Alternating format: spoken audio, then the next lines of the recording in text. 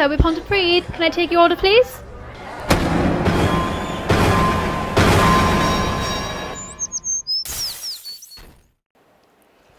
Okay, Robin, I got to ask you, recently on social media, you put a tweet out saying that Joe Calzaghe had blocked you. Do you want to explain what happened? Yeah, well, it was his birthday the other day. So I thought, listen, I mean, I've got no beef with Joe. Apart from our fight, I've got no beef with Joe. Listen, I've got the utmost respect for him, you know, and if I ever talk about him, I'll say the same thing, you know, and I fought one of the all-time great super middleweights, you know, not just in the UK, but in the world. You know, I still think on that day, I just did enough to beat him, and, you know, style, you know, styles make fights, and I think I had the style, you know, that beat Joe on the night, and it was just a bit sad that 20 odd years on, I've got to send him a happy birthday message and he still blocked me on Twitter.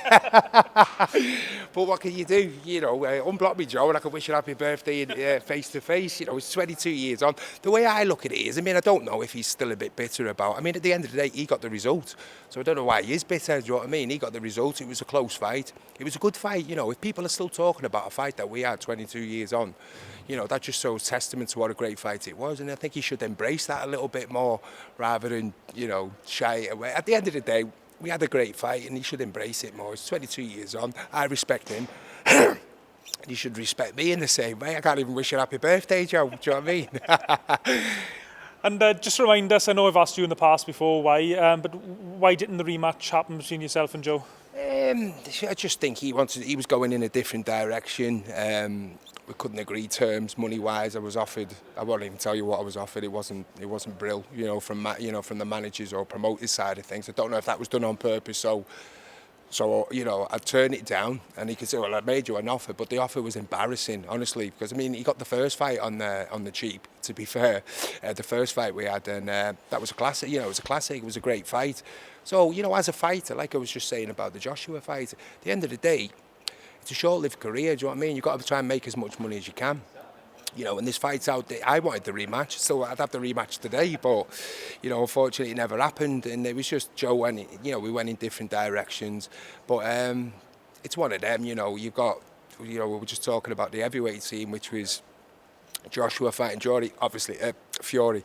We're not as big, you know, we weren't as big as that, but it was two, you know, British super middleweights. We had a classic first fight. We should have had the rematch, you know, but unfortunately we didn't. You know, I'm still open to it though if he wants to come out of retirement, but you know, unfortunately it never happened. But you know, I still respect him, like I say, you know, and I'm not bitter anymore. You know, a bit bitter at the time because, you know, I didn't get the decision and it was a close fight, and unfortunately we couldn't make the rematch. But listen, you know, we're both fighters. You know, we both got our health after boxing. You know, I wish him all the best, and I just wish he didn't block me on Twitter. We might be able to talk a bit more. You know, we could do a few gigs together. Who knows? With that in mind, what's your thoughts on boxers coming back well into the retirement, like the Mike Tyson, Roy Jones recent exhibition? Do you want me to be honest? I can't knock it because I was in talks myself. I can't say who.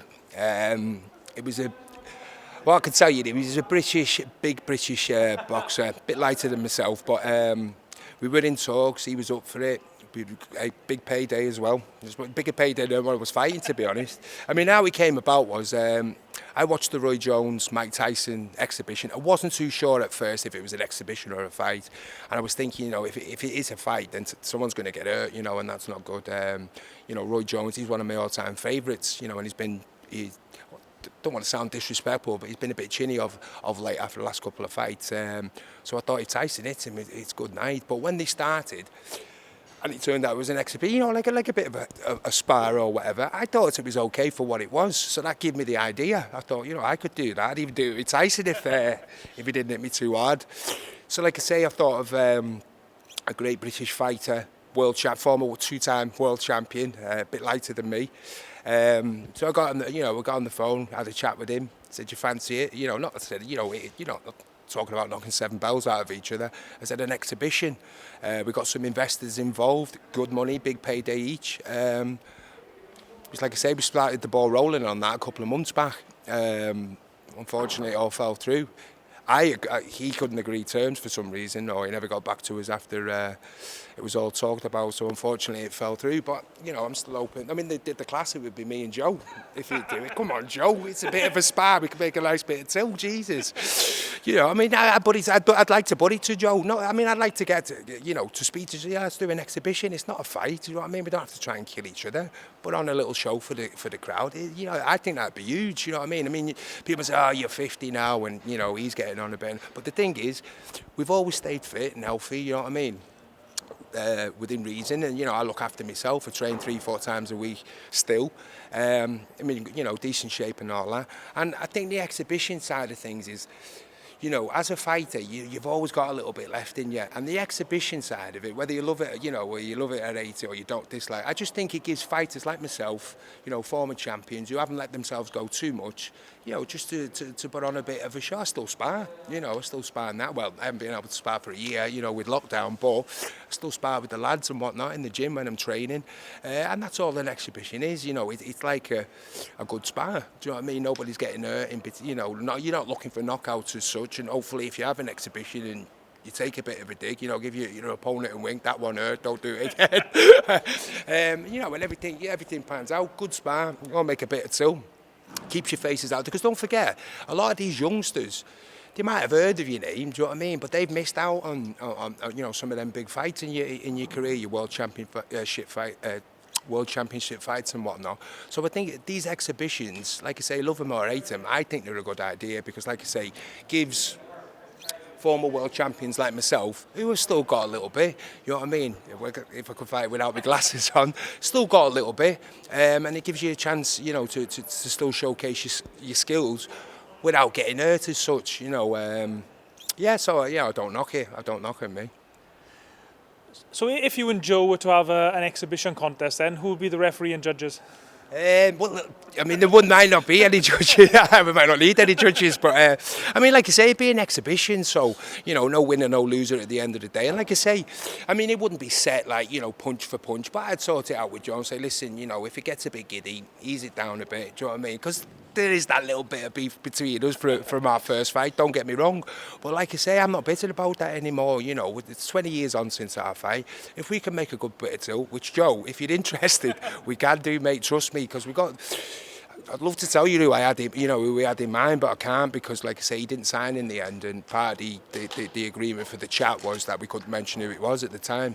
When I mentioned it to people, who it was, they're like, wow, that'd be awesome. Do you know what I mean? But the first thing they say is like, Joe Calzaghe. And say, if I could, I would. If he would, you know, I would. But, you know, unfortunately, you know, it's like you say, it wouldn't be a rematch. You know what I mean? It'd be, well, would it? But I know. But I mean, it'd be an exhibition. And at the end of the day, like I say, we had a little bit of rivalry back in the day. And I just think that'd be a perfect exhibition if he could agree terms. Like I say, Joe, if you're listening, it's not a fight, mate. It's an exhibition. We build it up, and we both make a nice few quid, mate, for a little bit of a spar. So happy days. Okay, cheers, Robin. Really enjoyed having a chat with you, mate. And hope you get your exhibition with Joe or somebody else, maybe. It might even be Tyson at this rate. It might have to be Tyson at this rate. Thanks very much. Okay, cheers, mate. Hello, so we've come to REID. Can I take your order, please?